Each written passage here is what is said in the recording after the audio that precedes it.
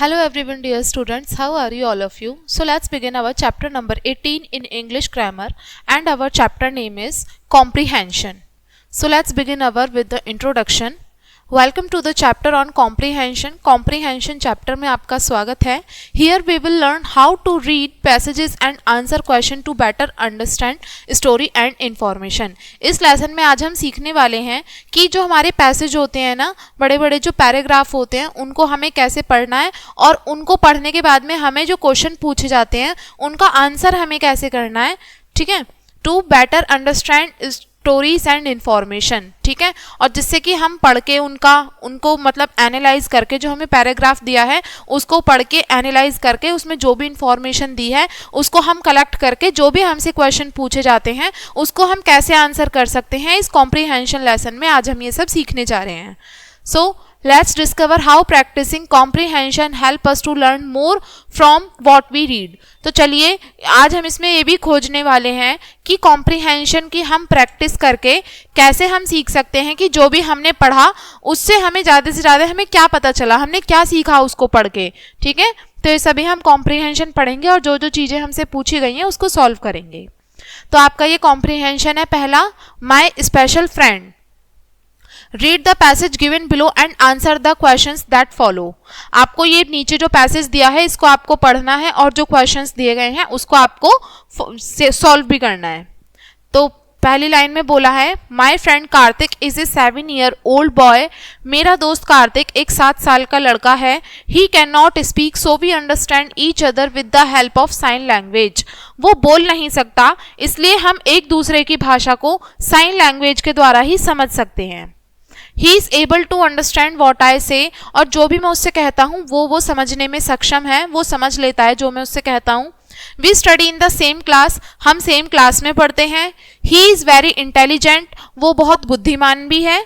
One day Kartik was hurt. एक दिन कार्तिक को चोट लग जाती है, वो हर्ट हो जाता है. Some of our friends made fun of him. और हमारे कुछ दोस्त उसका मिलकर मजाक उड़ाते हैं, मजाक बनाते हैं उसका. He was very sad.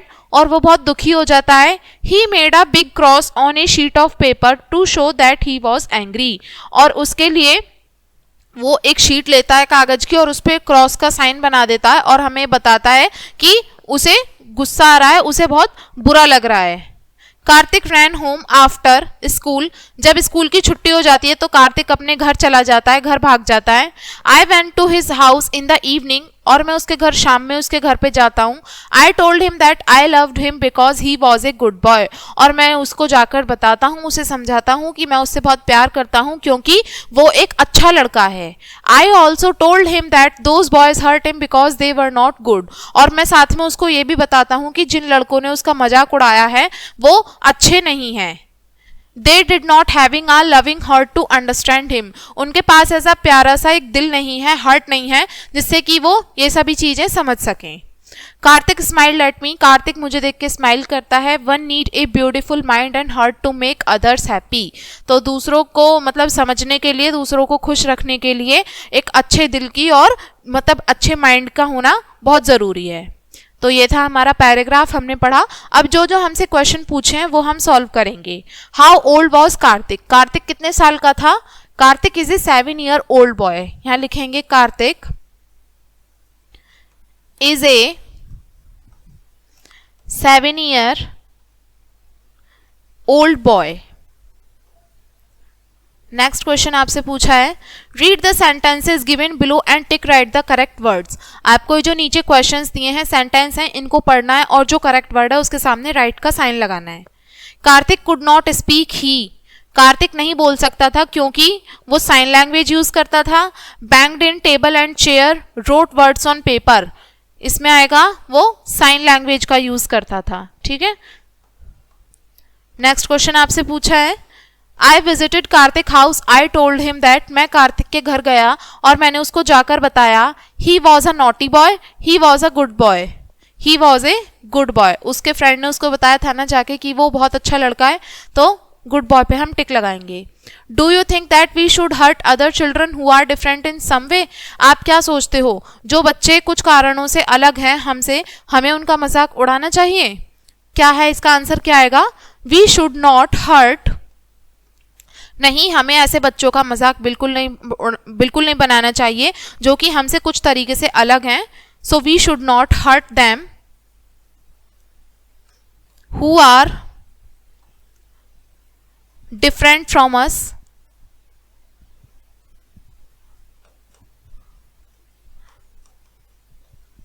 at all. ठीक है. नेक्स्ट क्वेश्चन में आपसे बोला है circle to naming word from the story and write them in the space provided below. आपको 2 नेमिंग वर्ड जो हैं पूरी स्टोरी में से वो छांटने हैं और यहाँ पे आपको लिखने हैं. बहुत सारे नेमिंग वर्ड्स आए थे ऊपर. लेट्स सी कौन कौन से थे. सो फर्स्ट वर्ड हो गया हमारा कार्तिक एंड सेकंड वर्ड हो गया हमारा हाउस. ठीक है, क्योंकि कार्तिक तो एक पर्सन का नेम हो गया, हाउस एक प्लेस का नेम हो गया, और जो name of person place animal होते हैं ये सारे ही नेमिंग वर्ड कहलाते हैं. तो इसमें हम लिखेंगे कार्तिक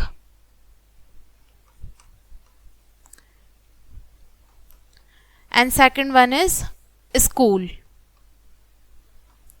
नेक्स्ट क्वेश्चन में आपसे पूछा है give the opposites of the following. आपको ये 2 वर्ड्स दिए हैं, इनका आपको ऑपोजिट मतलब लिखना है. ठीक है, यानी कि जो इनसे बिल्कुल ऑपोजिट मीनिंग हो ना वो बताना है. जैसे कि सैड, सैड का मतलब होता है दुखी होना, तो सैड का ऑपोजिट होगा हैप्पी.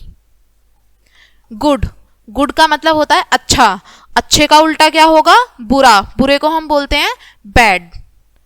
ठीक है, ये भी हमने सॉल्व किया.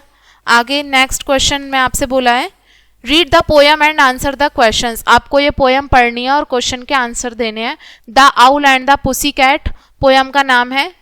पढ़ना स्टार्ट करते हैं. The owl and the pussy cat went to a sea in a beautiful pea green boat. एक आउल यानी कि उल्लू होता है और एक छोटी सी पुसी कैट होती है, वो एक समुद्र में जा रहे होते हैं एक बहुत सुंदर से ग्रीन कलर की बोट में. पी ग्रीन कलर की बोट होती है उनकी. They took some honey and plenty of money.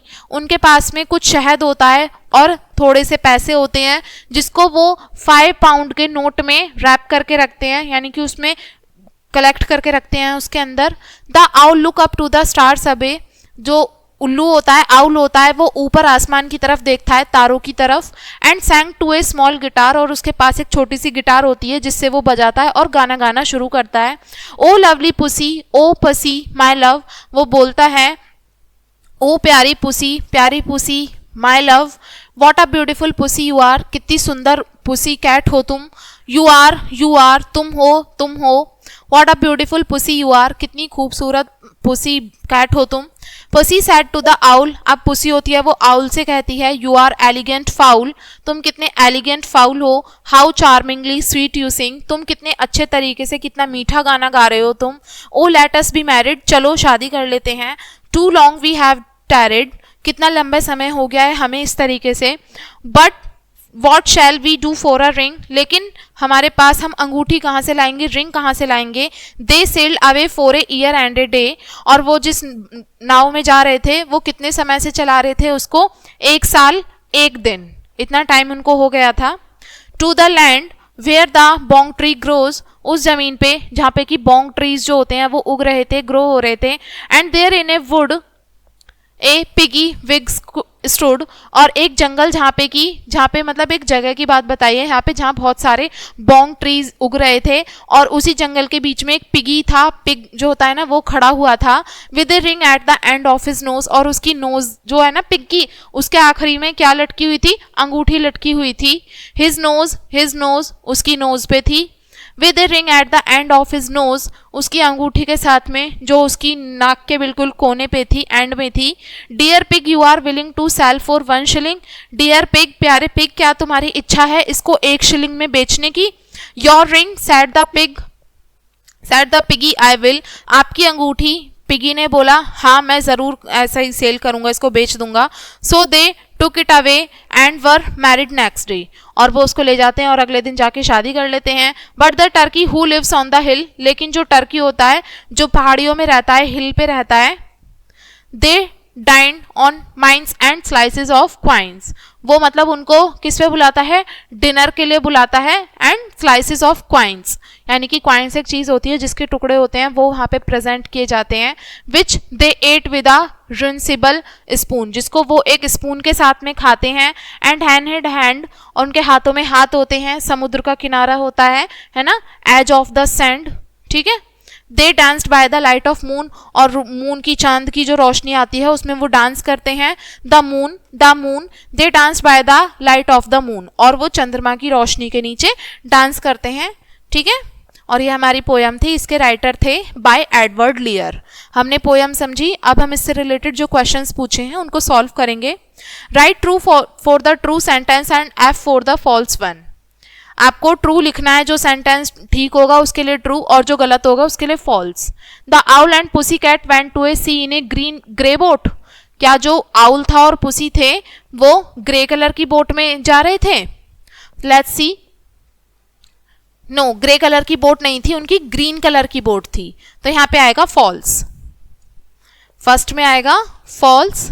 Second पूछा है they took some honey and plenty of money in their purse. क्या वो शहद और जो थोड़े से पैसे थे वो अपने पर्स में रख के ले जा रहे थे? नहीं, वो एक नोट में रख के ले जा रहे थे, उसमें रैप किया हुआ था, तो इसमें भी फॉल्स आएगा। थर्ड पूछा है they sailed away to the land where the bong tree grows. वो ऐसी जगह पे सेल कर रहे थे, मतलब जा रहे थे, समुद्र से यात्रा कर रहे थे जहां पे कि बोंग ट्रीज उगे हुए थे। True. The pig sold them the ring for 5 shillings. जो पिग था उसने अंगूठी 5 शिलिंग्स में बेची? नहीं, 1 शिलिंग में बेची थी। False. The turkey lived near the sea. जो टर्की था वो समुद्र के पास ही रहता था? Let's see. I don't think so, वो उसके पास ही रहता था। टर्की जो था हिल पे रहता था, तो इसमें आएगा फॉल्स। नेक्स्ट क्वेश्चन है टिक द करेक्ट आंसर्स, यानी कि जो इसमें ठीक आंसर होगा उस पर आपको राइट लगाना है। क्वेश्चन पूछा है what instrument does the owl play. जो आउल था वो कौन सा इंस्ट्रूमेंट प्ले कर रहा था? तो guitar. What does the pussy cat want to do. जो पुसी कैट थी वो क्या करना चाहती थी? मैरी द आउल, आउल से शादी करना चाहती थी। नेक्स्ट क्वेश्चन में पूछा है for how long do they sell. कितने लंबे समय से वो सेल कर रहे थे, यानी कि समुद्र की यात्रा कर रहे थे? 1 year and a day. Who give the owl and pussy cat a ring. Pussy cat को और आउल को अंगूठी किसने दी थी? पिग ने दी थी। What do the owl and pussy cat do at night. जो आउल और पुसी कैट है वो रात में क्या कर रहे थे? दे डांस, यानी कि चंद्रमा की जो रोशनी आ रही थी मून लाइट में वो डांस कर रहे थे, ठीक है। नेक्स्ट क्वेश्चन आपसे बोला है find out the rhyming word from the poem and write them below. आपको जो जो यहाँ पे राइमिंग वर्ड दिखाई दे रहे हैं पोएम में उनका आपको नीचे लिखना है, और एक आपको यहाँ पे करके भी दिखाया है। So let's see and find out what are the other naming words in the poem. Okay, the first word is will, hill, okay, spoon, moon.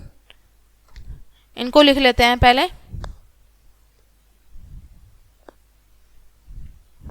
यहां लिखेंगे विल, हिल, स्पून, मून, ठीक है। नेक्स्ट देखते हैं। नेक्स्ट वर्ड है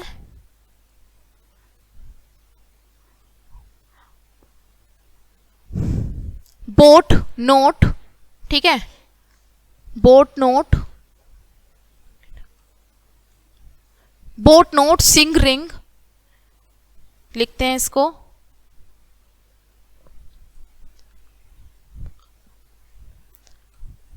boat note, sing, ring, okay. Next last word बचा है, इसके लिए हम लिखेंगे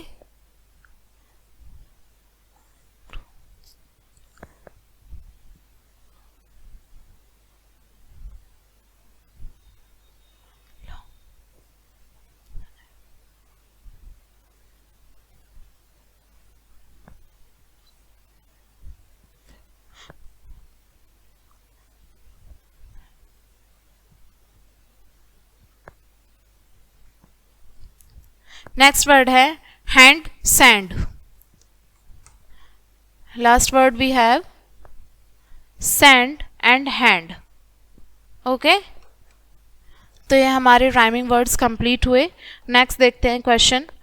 मेक सेंटेंसेस विद. आपको यहाँ पे ये दिए हैं वर्ड्स, इनसे आपको सेंटेंसेस बनाने हैं. तो सेंटेंसेस हम पोएम में से कोई भी एक पिकअप लाइन कर लिख लेंगे और देखते हैं.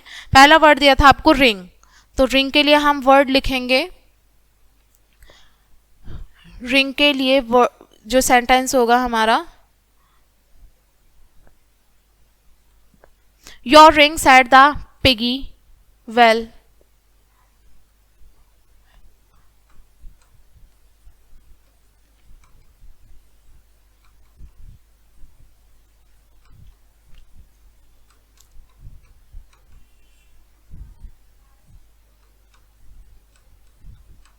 ठीक है. नेक्स्ट है मनी. मनी से रिलेटेड कोई सेंटेंस देखेंगे. ओके,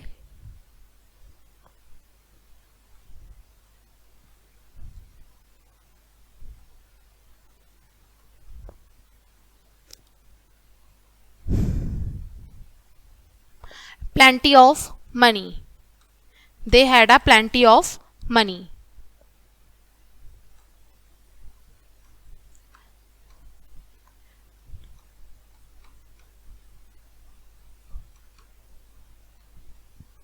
नेक्स्ट वर्ड है सेल्ड, तो हम लिखेंगे they sailed for a year and a day.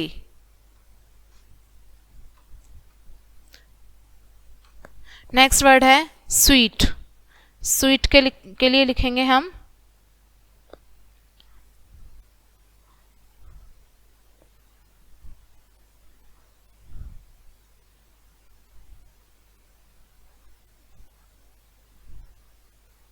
How sweet you sing the song.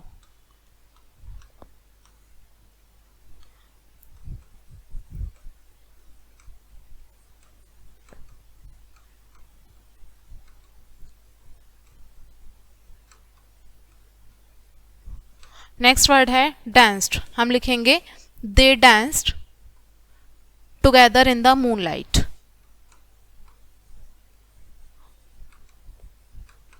In the moonlight. तो बच्चों ये था हमारा लेसन कॉम्प्रिहेंशन. इसमें हमने वो सारी चीज़ें जानी. ठीक है, कॉम्प्रिहेंशन को रीड करने के बाद जो हमारा पैराग्राफ होता है उसको रीड करके कैसे हम क्वेश्चंस के आंसर दे सकते हैं, हमने ये पैसेज से भी करके जाना और पोएम वाले उससे भी हमने देखा. हमने सारे क्वेश्चंस के आंसर किए. तो इसी तरीके से आपको जो कोई भी पैसेज आएगा उसको रीड आउट करना है एंड उसी के बिहाफ पे जो आपको इन्फॉर्मेशन कलेक्ट हुई है उसी के बेस पे आपको आंसर्स को सॉल्व करना है. ठीक है, तो ये था हमारा lesson comprehension and I hope आपको ये समझ में आ गया होगा. तो इस वीडियो को हम यहीं पे एंड करेंगे इसी लेसन के साथ में. And thanks for watching.